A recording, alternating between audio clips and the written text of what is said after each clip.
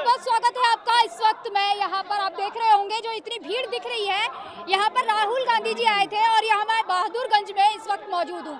और ये जो ग्राउंड है ये रसल हाई स्कूल ग्राउंड है, तो यहाँ पर राहुल गांधी जी की सभा थी और आपको ये पीछे भीड़ दिख रही होगी और इसके अंदर भी जो ग्राउंड के अंदर बहुत तादाद में यहाँ के ही बहादुरगंज के लोग यहाँ पर मौजूद है। बहादुरगंज विधानसभा से जो कैंडिडेट उतारे हैं मुसब्बिर आलम, प्रोफेसर मुसब्बिर आलम, उन्होंने शिक्षा के क्षेत्र में बहुत ही अच्छा और बहुत ही अच्छे से काम किया है छात्रों के लिए।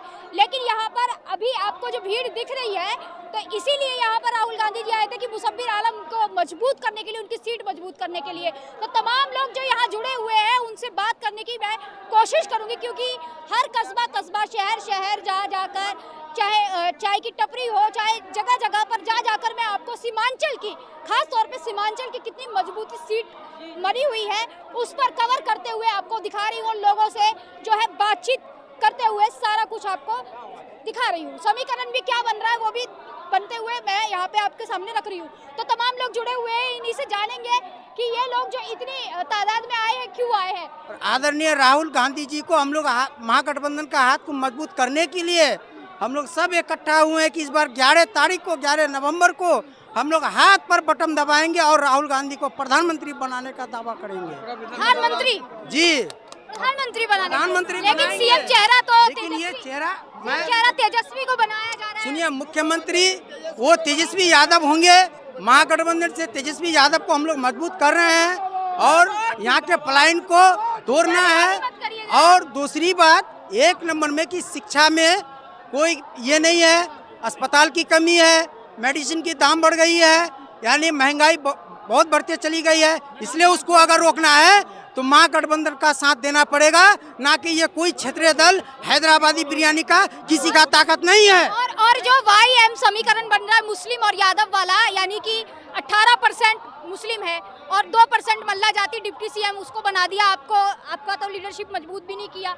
देखिए, ये तो वो लोग बोल रहे हैं कि 18% में हम हैं, कुछ लोग कह रहे हैं हमको इस तरह से बोल रहे हैं कि हम लोग दरी बिछा रहे हैं, लेकिन हम लोग दरी नहीं बिछा रहे हैं। दरी नहीं बिछा रहे हो? नहीं बिछा रहे। कौन कह रहा है कि दरी बिछा रहे हैं? ओवैसी साहब कह रहे हैं आप लोग दरी बिछाने का। अरे अवैसी साहब सुनिए, वो तो भारतीय जनता पार्टी का दलाल है। वो तो भूलेगा ही वो। दल्ला समझते हैं ना कि दल्ला किसको कहता है? दल्ला किसको कहता है? सदर है, सदर। भाई मीडिया वाला ही उल्टा बात बताते हैं सबको। मीडिया वाला ना सही तरह से बात नहीं करते हैं। हम बोलते कुछ है, होता कुछ वहाँ पे जाकर। ओवैसी साहब तो आपकी लीडरशिप मीडिया वाला सबसे पहले गलत है, उन्होंने कहा। सबसे गलत है मीडिया वाला। कौन सी मीडिया की बात है? कौन सी किसकी? कौन सी मेन स्ट्रीम मीडिया? अरे गलती क्यों नहीं करता है ये लोग? बहुत भारी गलती करता है। हमें बोल रहे हैं क्या? समझ गया नहीं? हमें बोल रहे हैं क्या? क्या? गोदी मीडिया कौन है? हाँ, गोदी मीडिया। तो गोदी मीडिया तो आपके बीच थोड़ी आएगी। कुछ है, बोलता कुछ है, होता कुछ है यहाँ पे। बोल रहे चाचा की गोदी मीडिया। हम तो चलिए आए हैं यहाँ पर आपसे जानने के लिए। अब गोदी मीडिया आपके बीच में आती है क्या जानने? नहीं, ऐसी बात नहीं है। गोदी मीडिया हमारे बीच में पहुंच ही नहीं सकती है। खैर, शोरगुल बनकर मैं एक दूसरी बात कहना चाहता हूँ। गोदी मीडिया यहाँ नहीं आ सकती, यहाँ है कि नहीं? लेकिन मैं एक और बात कहना चाहता हूँ। प्रोफेसर मुसब्बिर आलम साहब के बारे में हर एक के अलग अलग मुद्दे हो सकते हैं, लेकिन मैं कहता हूँ कि प्रोफेसर मुसब्बिर साहब को एक बार मौका मिलना चाहिए।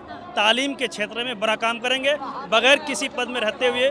जब इन्होंने एक कॉलेज खोला, अगर इनको जिताएंगे तो मुझे उम्मीद है कि तालीमी एतबार से हमारे यहाँ के लोग बहुत आगे बढ़ेंगे। सबसे बड़ा मुद्दा यही होना चाहिए। अभी ये भी एक वक्त देखने को मिल रहा है कि सीमांचल में अब जो है ओवैसी साहब उतरे हुए हैं, तो अब जो है RJD ने और कांग्रेस ने डेरा जमा दिया है। इमरान प्रतापगढ़ी जैसे उतार दिया, इकरा हसन को यहाँ पर ला करके पेश कर दिया, तो यहाँ पर डेरा डाल दिया कि कहीं हो ना जाए गड़बड़।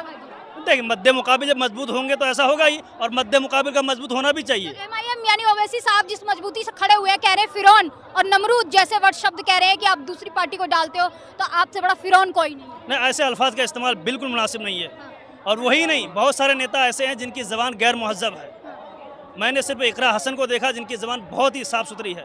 मैं हर एक नेता से ही रिक्वेस्ट करूँगा, आप वोट मांगिए, लेकिन एक तहज़ीब के दायरे में और मुहज़्ज़ब अंदाज